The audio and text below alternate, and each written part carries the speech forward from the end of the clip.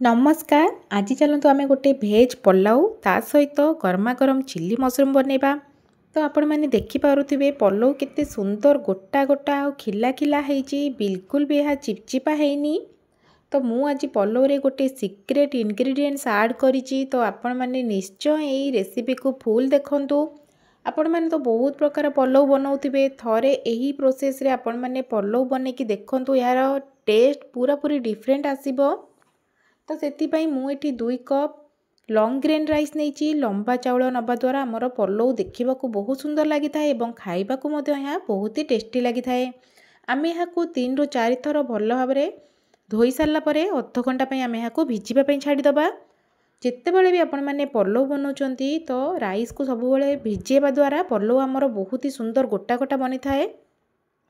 तो ये आम ए पकाइवाई भेजिटेबल कट करवा। मुझे गोटे गाजर रू चोपा छड़े छोट छोट खंड कर काटी नहीं, किसी फूलकोबी को काटी। तो आपण मानकर पसंदर परिबा आपण माने एथिरे पकई परिबे। आपण माने एथिरे आलू, कैप्सिकम, बीट किछि भी पकई परिबे। तो मुझे गोटे कप फ्रोजेन मटर नहीं। एबे आमे कड़ाई रे 3 चामच घी गरम करवा। घी रे पलाउ बनवा द्वारा पलाउर बास्ना बहुत भल आसए। तो मुझे गोटे तेजपत्र किछि गोटा मसला देइथिली। गोटा मसला को आमे घी रे भाजवा द्वारा यार फ्लेवर बहुत भल आसए पलाउ रे। तो आम ए हाफ चामच जीरा देदेबा। जीरा भल भाव फुटी आसिले आम ए काटिक रखिथिबा फूलकोबी को पकई भाजवा। आपण माने चाहिए ए काजू किशमिश फ्राए करके पकई पारिबे। मु आज किंतु पूरा पूरी प्लेन बनईची।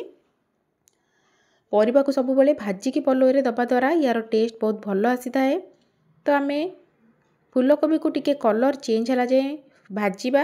एबे आम ए काटिक रखिथिबा गाजर एवं फ्रोजेन मटर मुझे ऐड करी। आपण मैंने चाहिए फ्रेश मटर दे पारिबे, किछि भी परिबा आपण मैंने एथिरे दे पारिबे। परिबा को आमे घी रे भल भाव भाजवा। परिबा भल भाव घी रे भाजी हो सारा पर आमे एथिरे राइस ऐड करवा। मु राइस रू सबुतक पानी को ड्रेन कर नहीं। तो मुझे 2 कप चाउल नहीं, तो सही मेजरमेंट रे आमे 4 कप पानी दबा। जेतिकी आपण माने चाउल नौचंती तार डबल क्वांटिटी पानी दियंतु। तो मु किंतु एथिरे गोटे सिक्रेट इंग्रेडिएंट्स ऐड करिची।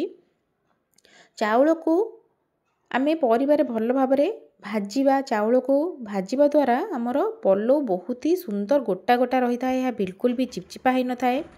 देखो मु एथिरे 2 कप क्षीर देइची आ 2 कप पानी देइची।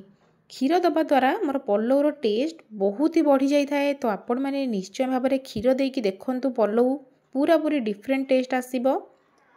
तो मु 2 कप चाउल नहीं, से मेजरमेंट रे मु 2 कप क्षीर 2 कप पानी देइची एवं परिबा पई मु एठी आउ हाफ कप पानी दे देइथिली।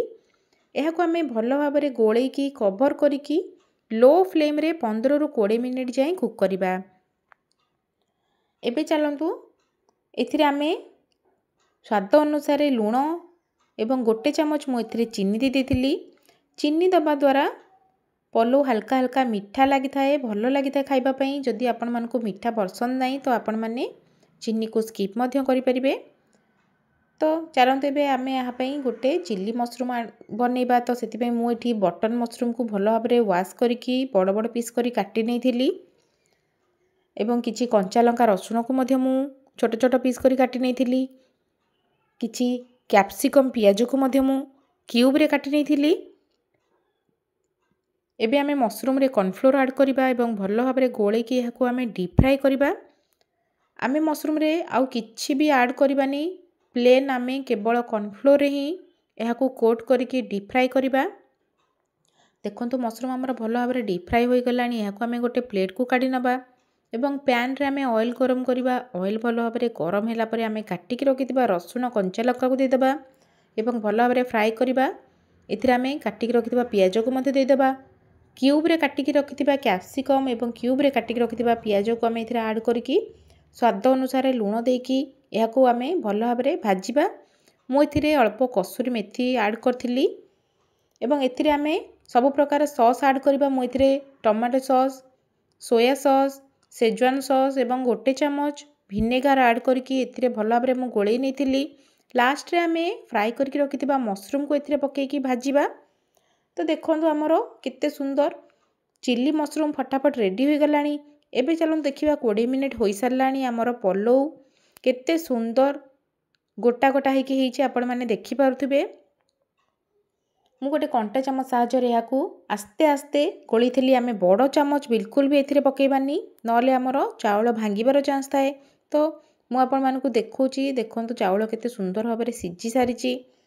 तो पलौ देखिपे आपण मैंने केते सुंदर गोटा गोटा होइछि। आम आस्ते आस्ते यहाँ गोलेबा एका सांगे आम यहाँ गोलेबानी जहाँफल कि आमर राइस भांगार चान्स थाए। तो चलते आम यहाँ गरमा गरम सर्व करेंगे। आपण मैंने देखिपे कड़ई रे केते सुंदर भाव में आमर पलौ रेडी हो सारी। आपण मैंने निश्चय यही प्रोसेस रे थरे पलौ बनैकी देखंतु। समस्ते घरे बहुत ही पसंदर सहित खाइबे। यार टेस्ट पूरा पूरी डिफरेंट आसी थाए।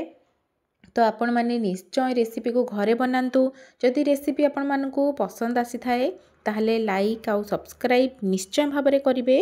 जय जगन्नाथ।